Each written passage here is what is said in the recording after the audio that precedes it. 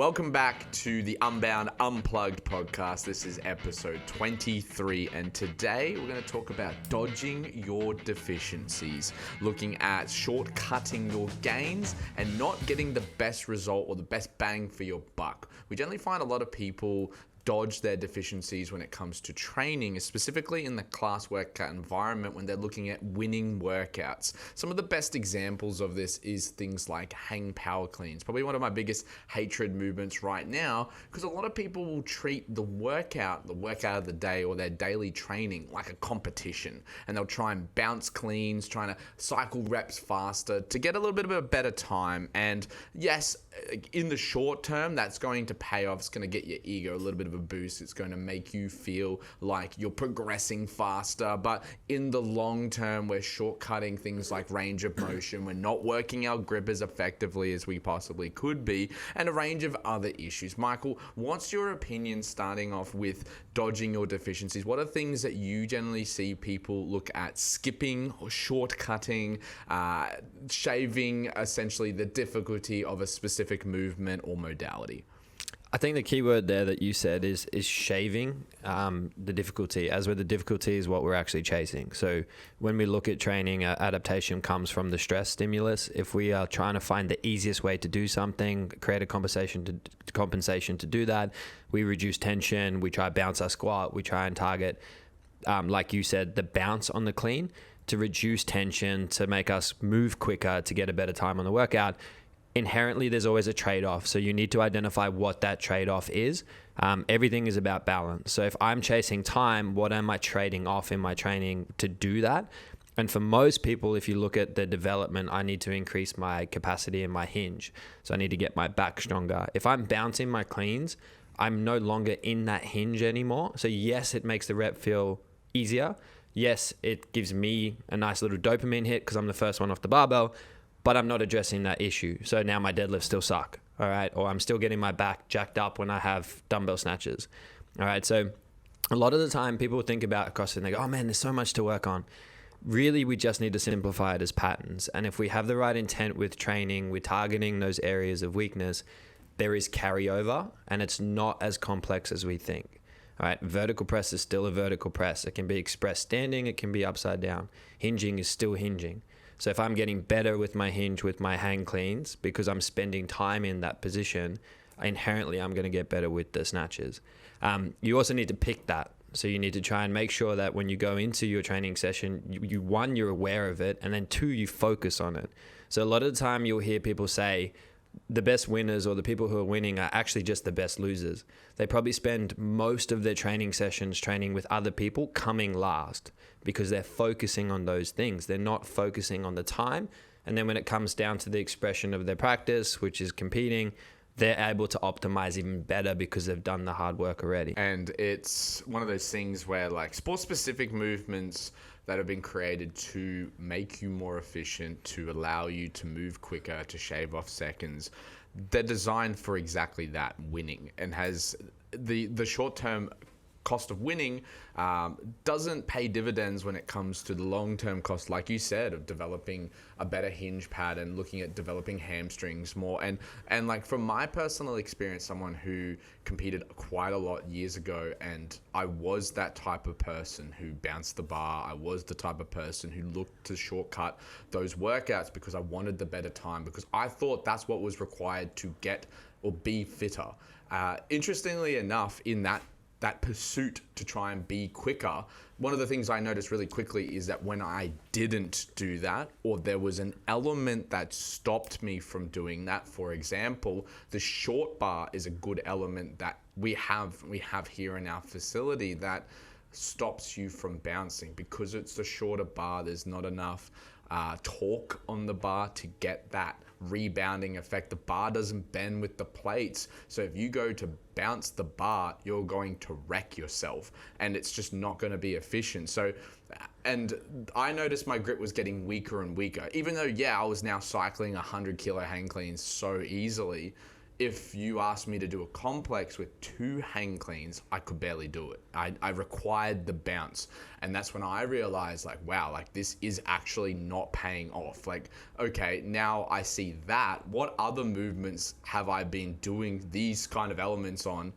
These like shortcutting, like, you know, shaving off those extra couple of seconds or that little bit of extra tension. And how could that be maximizing my training? So Michael, we've covered off the hang power clean, and people are probably sick of us using that as an example, but it's not just limited to barbell movements specifically. There are tons of other movements and modalities that also fall under this category of shortcutting or dodging the deficiencies that people generally have.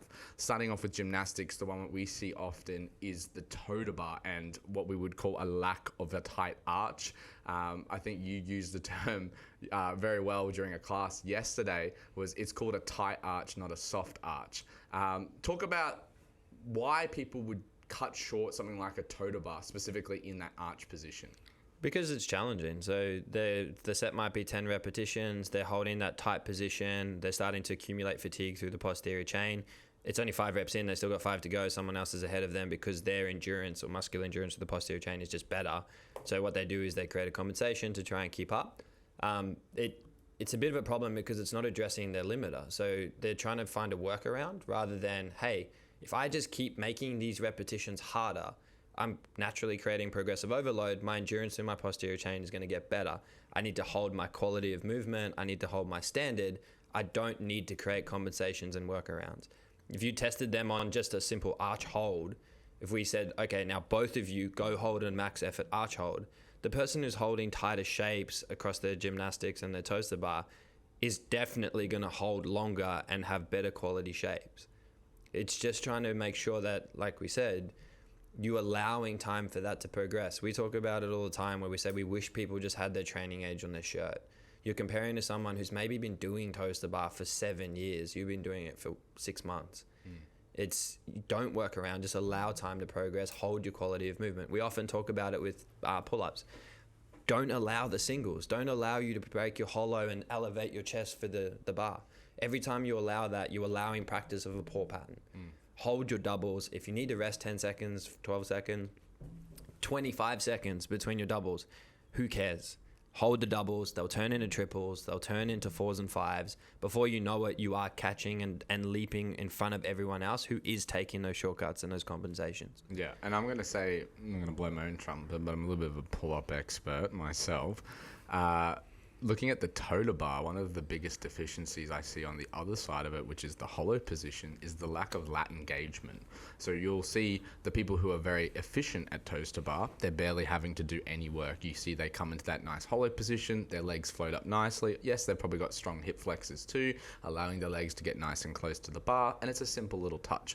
Then you look at someone who has poor lat engagement or potentially poor hip flexor strength, and they're not able to get their toes to the bar, so they do this like weird karate kick kind of looking thing, which, you know, in the short term it's going to get a few extra reps, but the long term, how long can you sustain pretty much doing like a strict like inverted toe to bar without breaking? Like your grips, you're putting yourself under more tension. You're actually making the movement harder. For what gain? Like your hip flexors are losing out. They're not getting the benefit. You're kicking with your legs, your heart rate's increasing, but you're not necessarily creating the efficiency of the movement that we're looking for. And like you said, that person with more experience is just going to beat you every time. Have you ever done archery? No. So if you do archery, you can get different bow stiffness. So you can get like a light, a medium, a heavy, and the drawback on those bows is different. So the stiffer the bow, right, the less the drawback for the same amount of power. In terms of expression in a toaster bar, the softer you are, the larger your arch has to become. So you see those big sweeping arches, maybe a little bit of a buckle through the knee because there isn't enough stiffness or there's not enough tension. That then starts to create a scenario where now we're floating around, we're putting maybe a little bit too much pressure through the back. The tighter you are, the less you have to arch. All right? You don't have to have that huge expansive arch, and you can come back with just as much momentum, which is what we'll see with people who are efficient with their gymnastics. Yeah. Their arch isn't large and expansive, it's short and tight.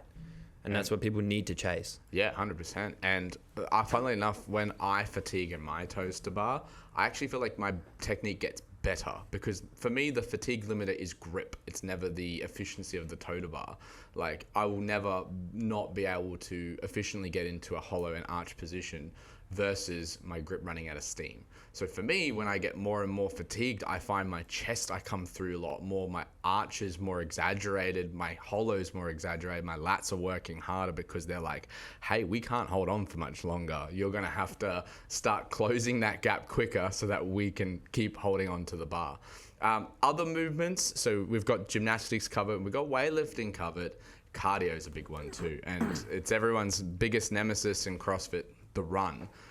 We see it all the time where people choose the bike, the ski, the rower, some variation of all the three rather than running. And actually I saw it yesterday during shuttle runs, which is interesting because shuttle runs is one of those options that people are willing to pick. It's smaller bites. They feel like they're achieving a little bit more, but in like most terms, like a 25 rep shuttle run is harder than a 400 meter run regularly. You're hinging a lot more, you're stopping and starting, you're losing momentum, but people will still pick the shuttle run that's necessarily harder over a 400 meter run because it seems longer. It's a distance that you actually have to travel to and come back. You can't see the start and end state. What are your thoughts on people who choose the C2 bike over a nice brisk 400 meter run? Understand it's not just running that you're now going to create issues with. So it's bound mechanics. So the discipline of running is extremely technical. It's not as simple as people think. There's a lot that goes into running. If you've ever worked with a running coach, your mind will be blown, all right, about the amount of drills and exercises and just basic mechanics that goes into it.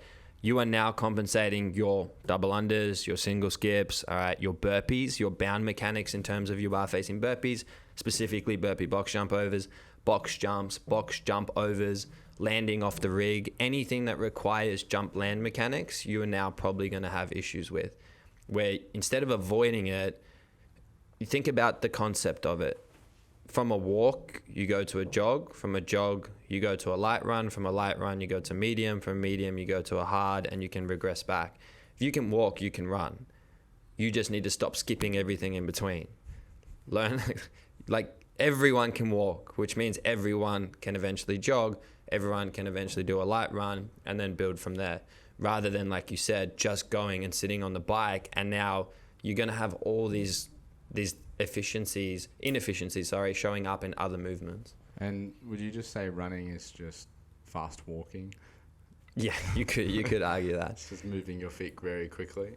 Still, in most cases, it turns out to be similar mechanics, like you said, to walking. And like, I don't see anything wrong with people giving a run a crack, getting halfway and walking, a third of it to come back, as long as they're actively putting themselves in that situation. And there's 100% members who will do that. They'll pick the run, or maybe they'll pick a shorter version of the run because they know that distance is just far too much for them, which is fine. It's always going to be better than the easy option because you're constantly exposing yourself to that harder version of the movement that you're avoiding. Well, you think about like a deadlift or a back squat or a strict press. You don't go, no, I'm not strict pressing. You go, I'm just going to go lighter. So why do you just not run? Just run less distance, or just jog, or just do something. We get plenty of people that do it and their running gets better and they still get a dopamine hit from that. You'll get way more out of learning how to do something that you couldn't previously do compared to just improving on something that you're already good at. So you're good on the bike erg. Now just getting that little bit better on the bike erg isn't going to make you feel any better. Yeah. And if you're not a Unbound member, just for context, our C2 bikes are possibly the easiest C2 bikes that have ever existed. Calories count way quicker than they should, and like the cadence on it, if it's not on 10 damper, it is literally like riding nothing. So for a lot of context, it is definitely the easier option, and the people who are on the bike generally don't have the same heart rate variability as someone who's just come in from a run. So the workout stimulus almost changes entirely. Running is full body. Yeah. That's why it burns so many calories. It's hard. As where you sitting, and just remember, you sitting on that C2 bike, it's going to read calories. That's not the calories you're burning. Absolutely not. That has nothing to do with the calories you're burning. It's just a unit of tracking. So I think that covers off our conversation nicely about dodging your deficiencies. We've covered A few different movement variations that we see commonly with people who generally take that easier option and avoid the uncomfortability and the stress of those harder movements and this more difficult stuff. So if you guys have any questions about things like deficiencies or anything you want to know, anything you want us to talk about, do leave it in the comments down below or message us privately on Instagram at Unbound Athletic. I hope you guys Hashtag Billabong. Billabong.